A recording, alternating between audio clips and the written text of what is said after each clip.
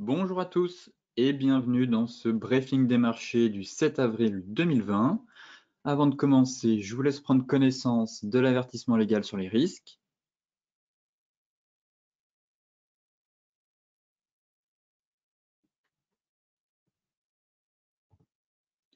Et tout de suite, focus marché avec les bourses européennes qui ont terminé en hausse lundi, alors que la pandémie de coronavirus semble donner quelques signes de faiblesse.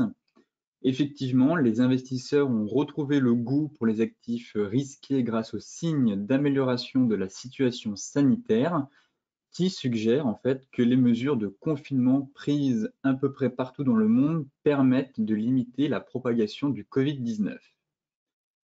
L'Italie et l'Espagne, les deux pays européens les plus touchés par la pandémie, ont signalé un ralentissement du nombre de décès dus au coronavirus. En Allemagne, le nombre de nouvelles de contamination a baissé pour la 4e journée consécutive. Et en France, le nombre de morts en milieu hospitalier a reculé entre samedi et dimanche. Si un certain soulagement permet pour l'instant au marché de rebondir, l'incertitude de la situation, aussi bien sanitaire qu'économique, incite toutefois les économistes à rester sur leur garde.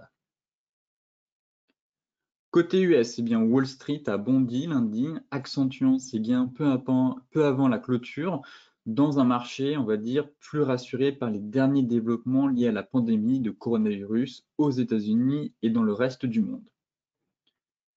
Comme je vous le disais, les investisseurs ont retrouvé le goût pour les actifs risqués, signe justement d'amélioration de la situation sanitaire.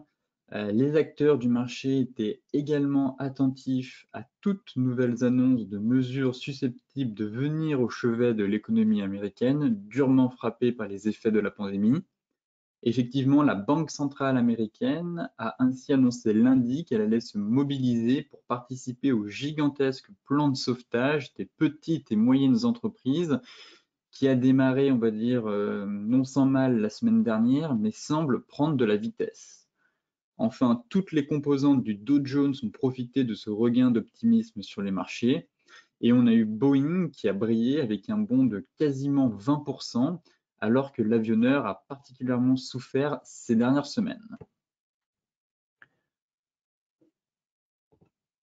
Côté macro maintenant, ici, ce sont les pertes d'emplois potentiels aux États-Unis à venir, d'après le cabinet économique d'Oxford Economics. Ils s'attendent à ce que à peu près 28 millions d'emplois soient perdus entre le mois de mars et mai.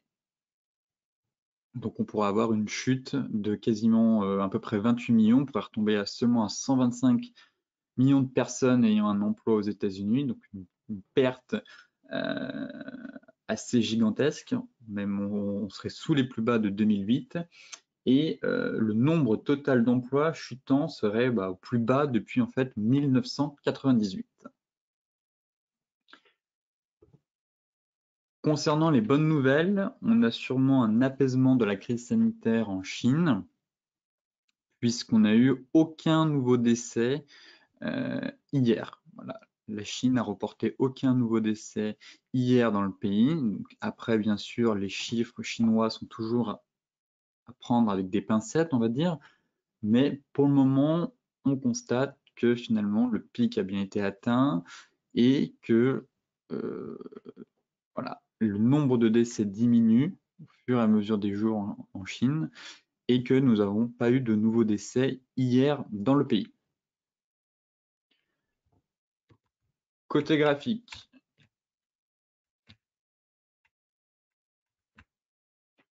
concernant le CAC, alors le briefing sera un peu plus court que d'habitude étant donné que nous avons les stratégies bourse à 14 h cet après-midi.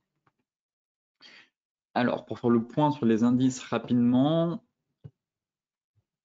le CAC qui prend plus 3,5 ce matin.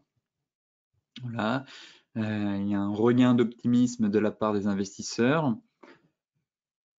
On est sur notre zone 4006, 4550 en données hebdomadaires. Voilà, on est sur cette zone-là, cette grosse zone, on en approche de cette énorme zone mensuelle, un peu cette zone de polarité, je trouve, située à 4006, 4650. On est quasiment venu chercher les 4550 points ce matin. On a toujours le gap au-dessus de notre tête, voilà, ici. Alors, soit pour moi, il y a deux scénarios à venir sur l'indice parisien. C'est soit on va venir chercher, combler ce gap. C'est vrai qu'il manque pas grand-chose, une cinquantaine de points sur l'indice pour venir combler ce gap qui a été laissé ouvert. Soit finalement, on pourrait partir dans un nouveau range si on échoue.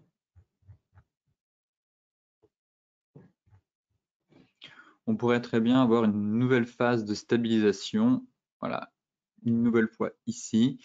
Donc on va surveiller ça de très près, à savoir si oui ou non l'indice va consolider entre les 4550 et les 4150, ou bien finalement aller chercher le gap ici pour poursuivre la hausse du rebond. Mais en tout cas, on est proche d'une grosse résistance qu'on est venu travailler une première fois vers les 4540. Et seulement la cassure permettrait d'aller chercher le gap à 4600 à très court terme. Mais pour le moment, on a quand même pas mal de trous de cotation juste en dessous de nous. Donc, soit une nouvelle phase de consolidation ou au contraire, on poursuit le rebond et on va chercher le gap laissé ouvert ici à court terme. Concernant le DAX, pareil pour le DAX. En fait, lui, ce qui m'interpelle, c'est que on a un gros trou de cotation juste ici, un peu comme une Highland Reversal. Pour celles et ceux qui connaissent le pattern, en général, c'est un chandelier, c'est un pattern de retournement. C'est on gap à la baisse, le gap n'est pas refermé, et ici, on gap à la hausse, et le gap n'est pas refermé. Ce qui fait qu'on appelle, on a une fenêtre. On a une énorme fenêtre, on a un trou de cotation entre le gap baissier et le gap haussier, il n'est pas refermé. En général, c'est une figure de retournement de marché. Toutefois, je reste quand même un peu sceptique étant donné la configuration et les fondamentaux, et je trouve qu'on a un peu beaucoup de bougies pour vraiment confirmer un Island Reversal. En général, c'est plutôt quelques bougies. Là, c'est quasiment presque sur un mois, ce qui fait qu'on a beaucoup de bougies pour confirmer véritablement un Island Reversal. En général, ça va plutôt être 3, 4, allez, 5, 6 bougies. Là, le fait qu'on ait quasiment une vingtaine de bougies, je trouve que ça affaiblit la figure.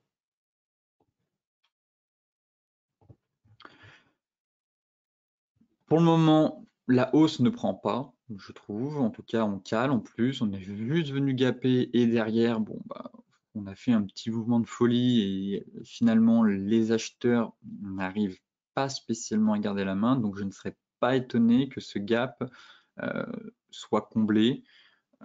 Avant, pourquoi pas repartir, si ce n'est pour aller chercher les 11 200 vraiment en extension, mais venir combler ce gap, en tout cas, me paraît envisageable, est un scénario à ne pas exclure. Toutefois, on avait quand même ce range. On a eu cette sortie de range, 1 heure.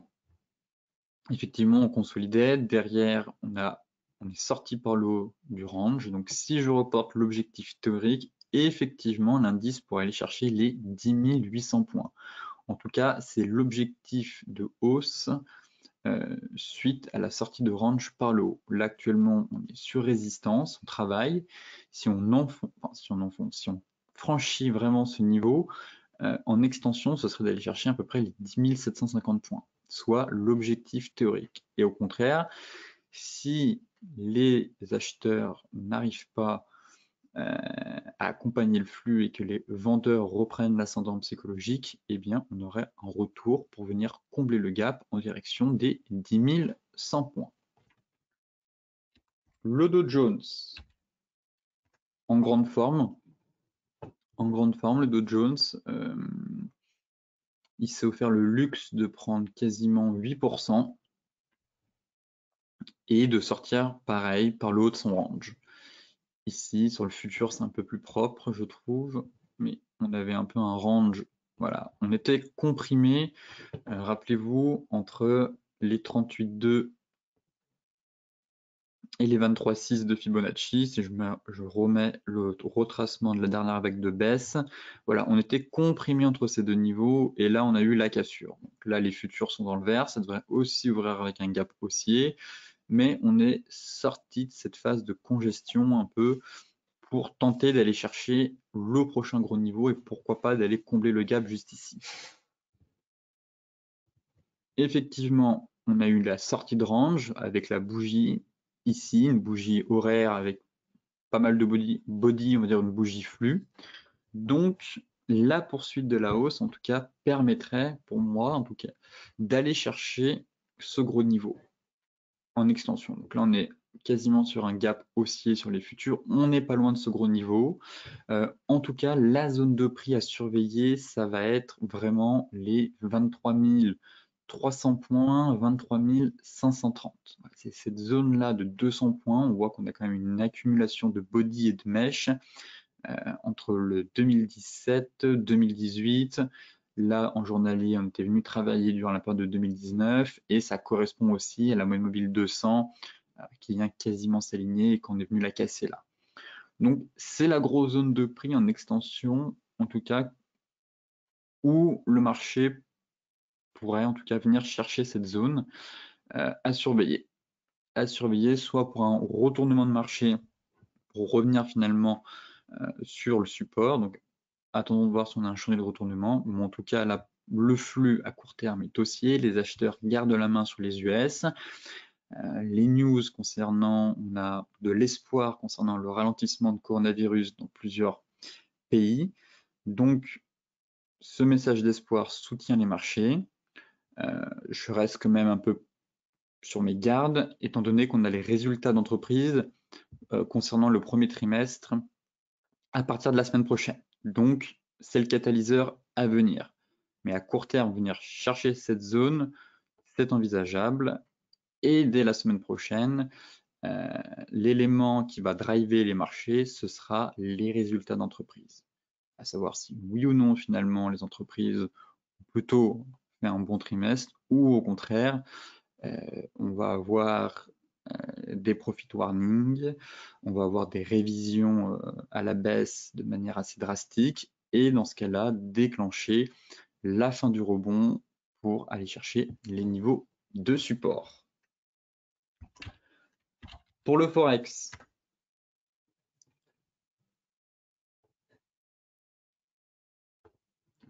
l'euro. Alors, l'euro rebondit, finalement tient le support. On a quasiment un joli avalement qui est en train de se dessiner actuellement. On est sur la zone des 1,09, donc c'est la résistance à casser pour pouvoir reprendre un peu plus de hauteur en direction des 1,0940 et les 1,10. Donc on est pile poil sur résistance. Voilà, là, pour le moment, la cassure permettra effectivement de rejoindre les prochains niveaux. Est-ce qu'en données 4 heures, j'ai un peu plus d'informations? On avait un peu ce double bottom ici, effectivement, mais l'objectif a été atteint. Et si je prends la dernière vague de baisse ici, on se retrouve, bon, effectivement, l'euro pour aller chercher un peu plus. Mais il faut franchir ce niveau pour moi, c'est le niveau clé. À casser, c'est les 1,09 pour une poursuite de la hausse vraiment en direction des 1,10. Les 1,0940, c'est pas vraiment un gros niveau, même si on a la moyenne mobile 50 qui risque de coincer un peu. Mais voilà, si on a une belle accélération, ce serait d'aller chercher les 1,10 avec la moyenne mobile 204 heures. Et au contraire, en cas d'échec, ce serait un retour sur les 1,0780. L'euro GBP. L'euro GBP travaille son niveau, toujours. On va se mettre sur l'hebdomadaire. Voilà, on est venu chercher au point près la zone d'équilibre, le milieu de range ici, la moyenne mobile 50 et 200 périodes en hebdomadaire. Alors, on est sur un gros niveau de prix. Les 0,872, pour moi, tant que c'est pas cassé, il n'y aura pas de rotation complète à l'intérieur du range. Il faut vraiment enfoncer ce niveau pour ouvrir la voie à une accélération en tout cas vers les 0,85 dans un premier temps, puis le bas du range.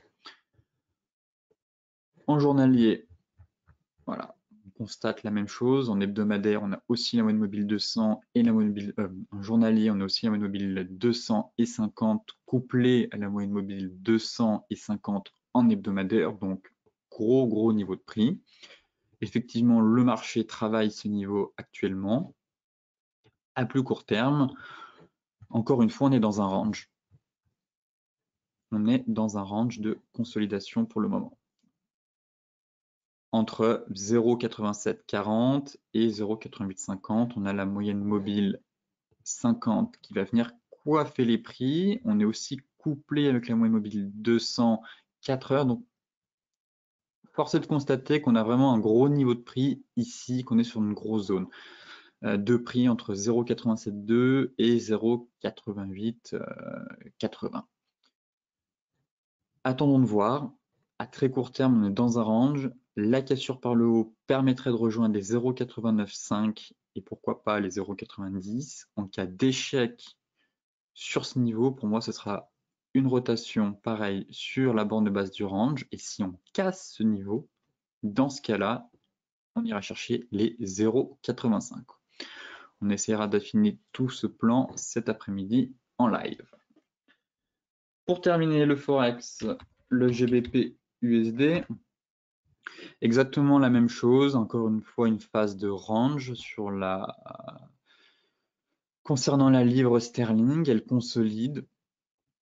Si je me mets en journalier, pas grand chose à dire, effectivement on sera un peu dans une phase d'une étoile du matin, mais il n'y a pas vraiment de tendance à retourner ici. On est compressé, encore une fois, entre les 1,22 et les 1,2455. Il me semble que c'est la zone de retracement de Fibonacci. Voilà, encore une fois, on est sur les 50% de Fibonacci ici. Il faut patienter, tout simplement. À court terme, pour les traders intraday, eh bien, on a un range. Alors, effectivement, peut-être que certains se sont positionnés ici. On avait un signal avec ce joli marteau qui a été confirmé durant la nuit. En tout cas, on a eu un premier signal de retournement avec quasiment un petit double bottom sur la borne de base du range. Pour le moment, c'est en train de prendre. Logiquement, toujours pas de signal. En tout cas, on est en train de casser la moyenne mobile 200, enfin du moins la moyenne mobile 50. Ce serait de retourner sur la borne haute, à 1,2470. Voilà. Encore une phase de trading range entre 1,22 et 1,2470 et la cassure permettra d'accompagner le flux soit en direction des 1,27, soit si on a une nouvelle rotation et qu'on casse les 1,22, dans ce cas-là, ce serait d'aller chercher les 1,2015. Pour le gold. Le gold, finalement, qui est sorti par le haut de son élargissement de sommet. L'objectif théorique a quasiment été atteint. Voilà, si je prends... Là, je suis en données 4 heures. Hein. Alors, si je reprends la hauteur à peu près de cette figure,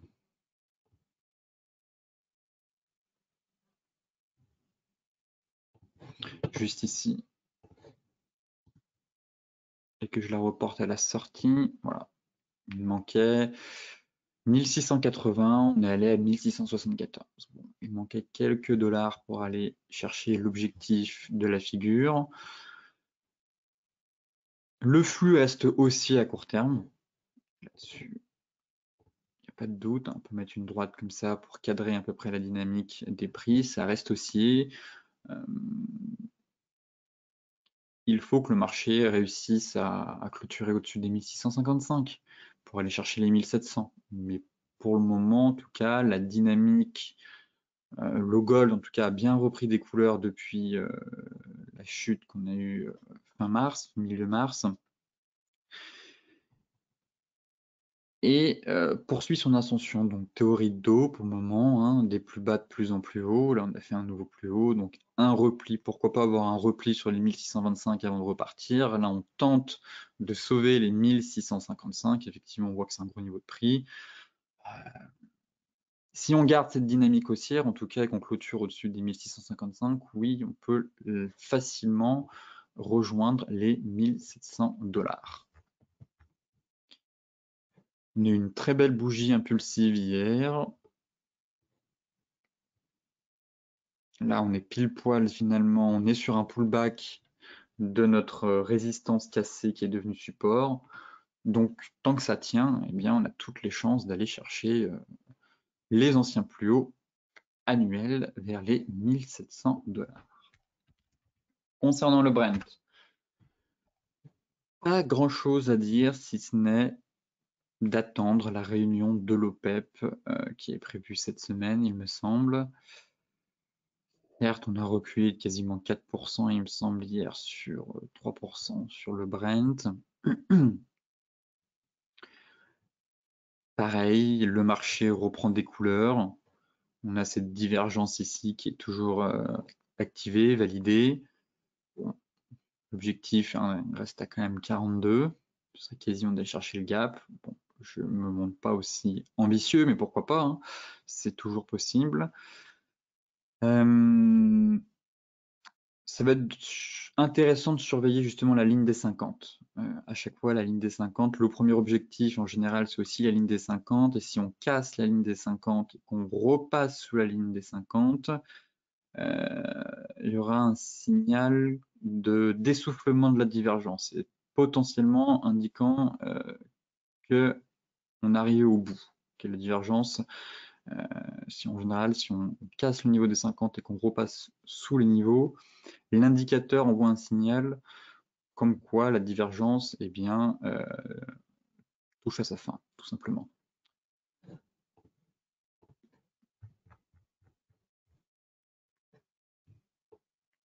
On a encore un peu de marge de manœuvre pour aller chercher un peu plus haut. Effectivement, la moyenne mobile 200 périodes à 37, vers les 37,20, correspond à l'objectif théorique de sortie de range du double bottom un peu larvé, je trouve, mais ça correspond à voilà, les 37, la moyenne mobile 4 heures viendrait s'aligner juste ici. Bon, pour les plus ambitieux, effectivement, on peut aller chercher ce niveau à 37. Toutefois, prudence, avec la réunion de l'OPEP, on peut très bien reprendre 5-6% et effectivement aller chercher les 50% de Fibonacci, hein. Toutefois, si elle subit les mêmes déboires que la dernière fois début mars, que durant début mars, eh bien, rappelez-vous que le pétrole a quand même lâché 15%. Voilà, pour ça que j'invite à la prudence sur le pétrole et que je préfère avoir un peu plus de visibilité avec la réunion à venir que me lancer dans des prévisions, sachant que je ne connais pas le fin mot de la réunion.